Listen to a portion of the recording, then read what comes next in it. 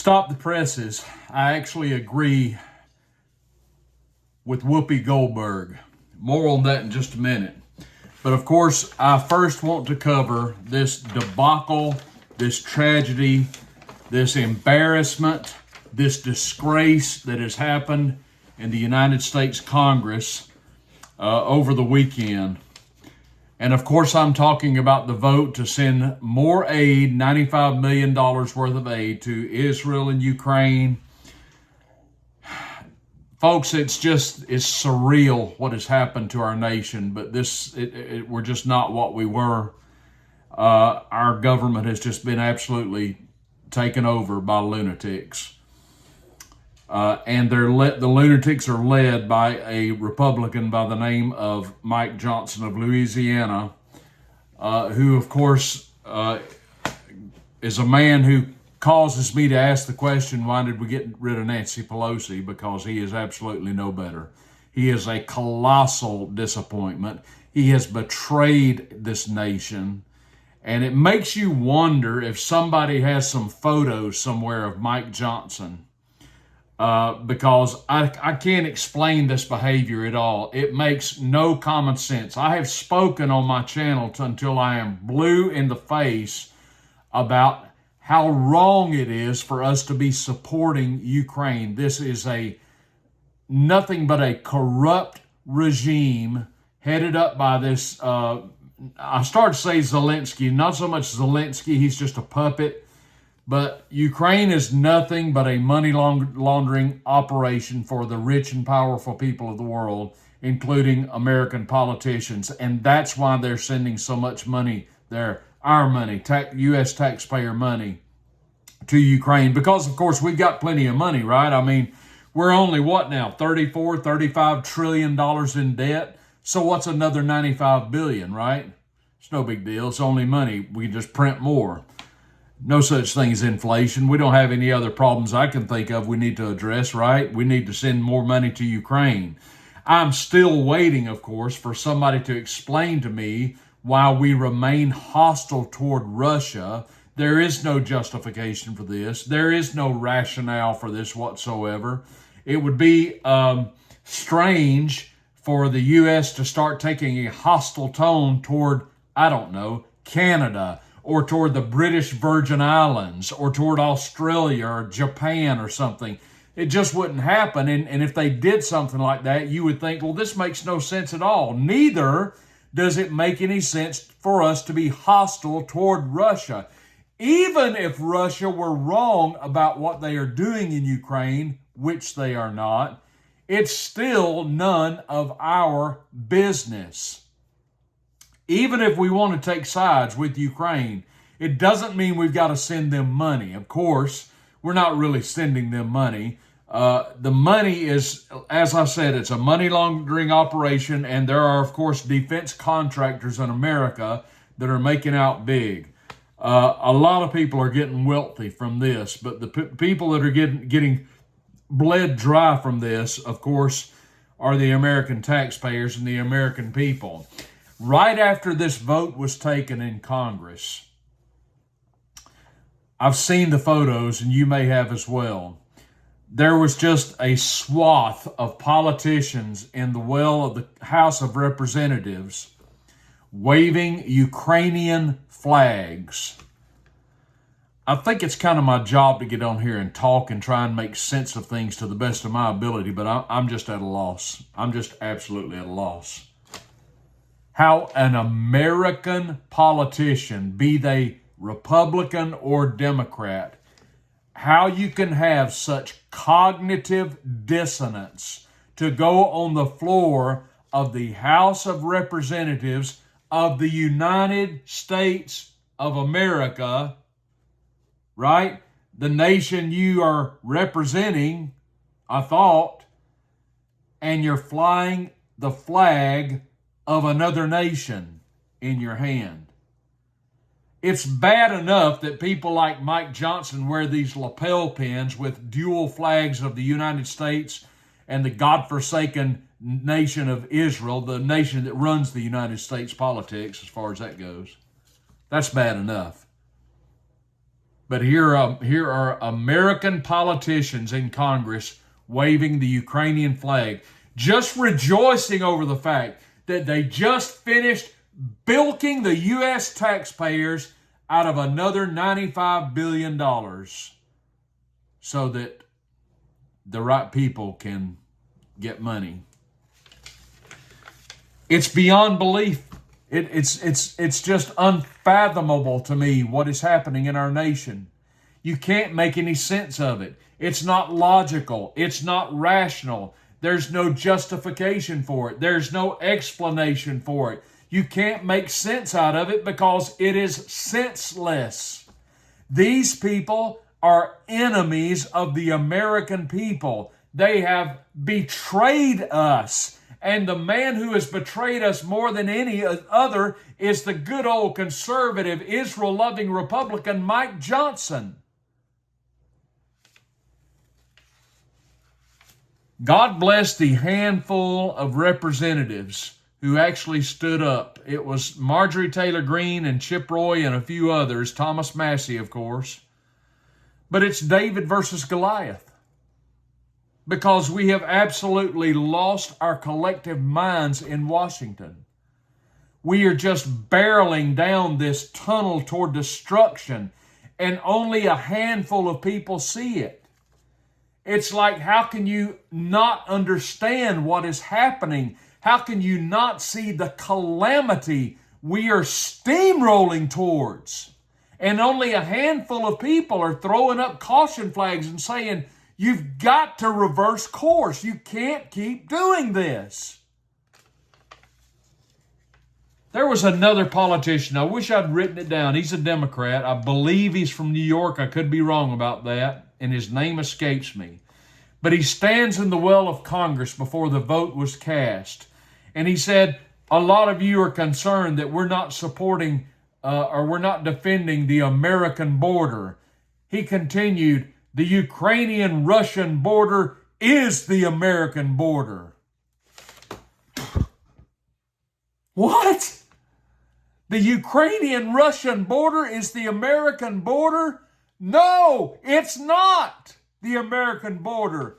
The American border is down there, south of Texas and Arizona and New Mexico, and up north of Minnesota and Montana. That's our border. Remember our border? Remember our border? The one that didn't get 95 cents, much less $95 billion? Now, I want to get to Whoopi Goldberg and what she said recently on The View, a TV show I cannot watch. I don't have the stomach strong enough to watch it. It just makes my head spin around. I would just, my face turns red. My head blows up like a balloon. These absolute, utter lunatics on this show, Whoopi Goldberg and Maud Behar and the other two bubbleheads who have no sense whatsoever. But stop the presses, ladies and gentlemen, because for once, I agree with Whoopi Goldberg. This is what she said last week on The View. I didn't watch it. I just read the quote, and here it is. Here's what she said. Quote, these little snowflakey people, they're the people who said, oh, you can't take it, huh? You can't take the heat. I'm discovering that most of the folks on the other side are the snowflakes. She's talking about Republicans. They're the ones that are afraid of information. They're the ones who are afraid of history. It's not us, it's y'all. And she goes on and on and on. Well, let me just read a little more. Y'all are afraid that what's happening is happening without you, and it shouldn't be, but you're letting it happen. You're letting all of these decisions be made without you being taken seriously. No one is taking you people seriously, and you should be worried about it. Unquote. Whoopi Goldberg calls these Republicans these little snowflakey people. I'm discovering that most of the folks on the other side are the snowflakes. You know what? Whoopi Goldberg is exactly right. Perhaps not for the reason she thinks she's right, because she ain't right about hardly anything. But if Whoopi Goldberg is going to refer to Republicans as snowflakes, I'm going to have to agree with her insofar as if we are discussing Republican politicians as being snowflakes. What else could you call somebody like Mike Johnson? What else could you call so many other Republicans in Congress who just fall right in line and vote just like a Democrat? This measure to send $95 billion to Ukraine would have failed were it not for Republicans. It's a given the Democrats are going to support it. But the fact of the matter is, as we sit here right now, the Republicans could have stopped this. But of course, if your leader is the one who is leading the way toward voting for Ukraine,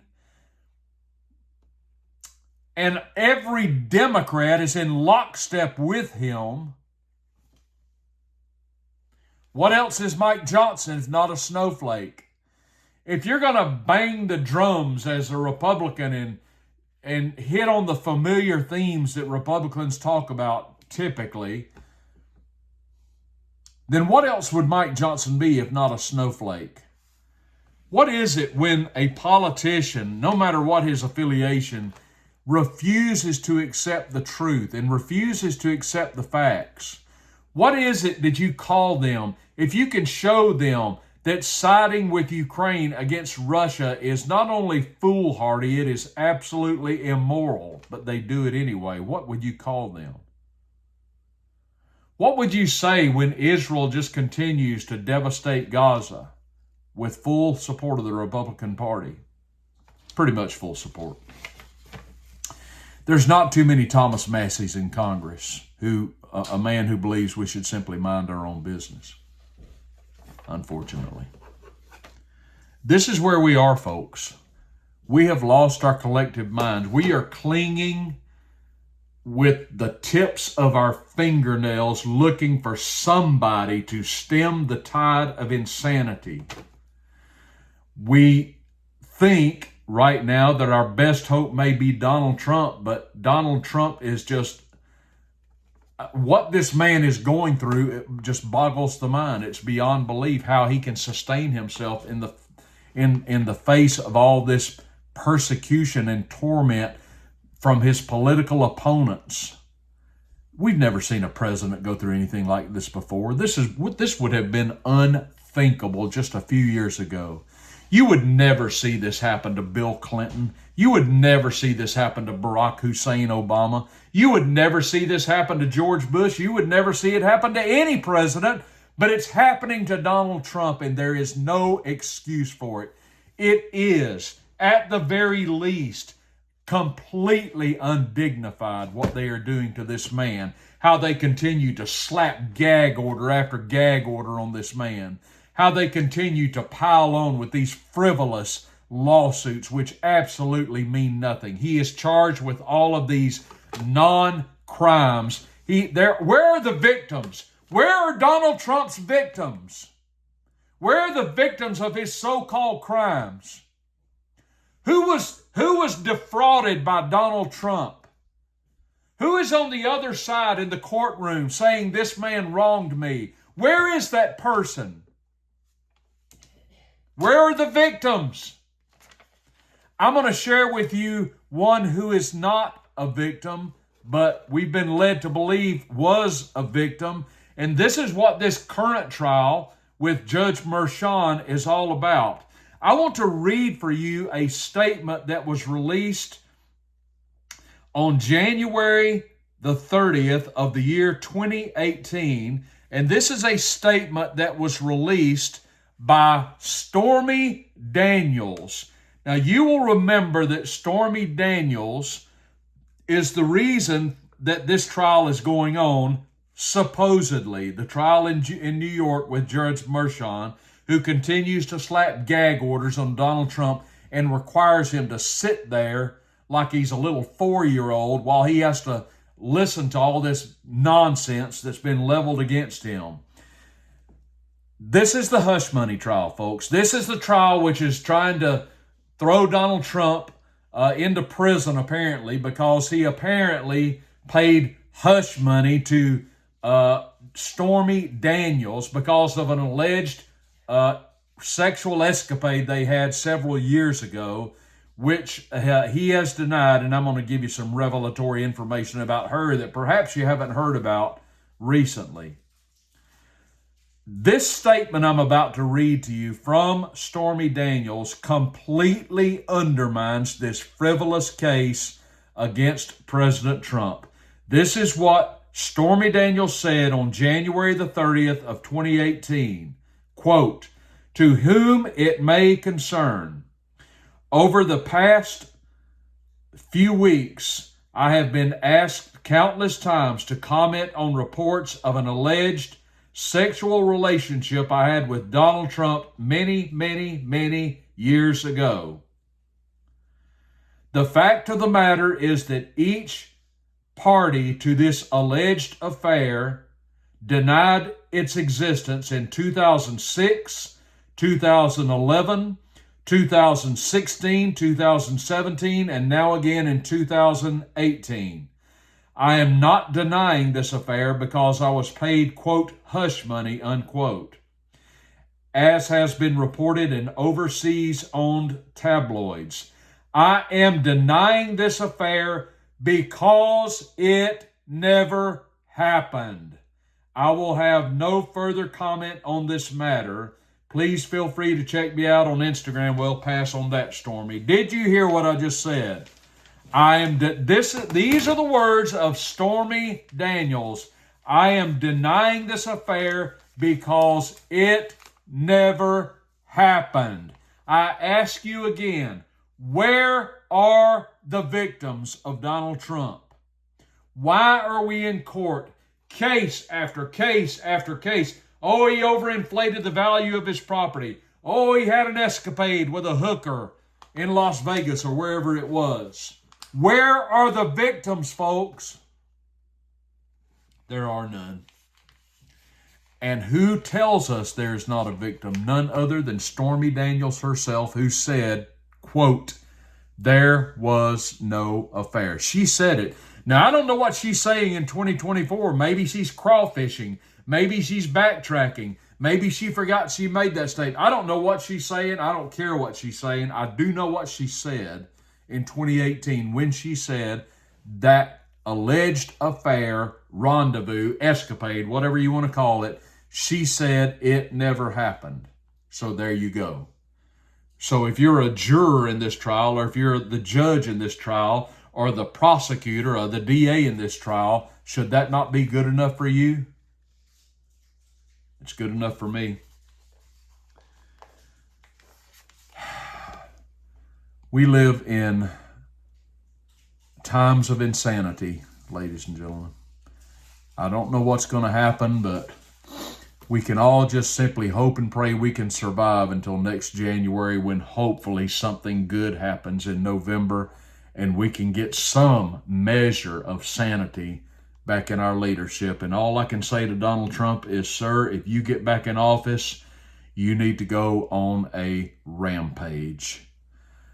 If I were advising Trump right now, I would simply tell him this: Mr. President, sir, listen to me, please. You need to pull yourself up out of the table in that New York courtroom and leave.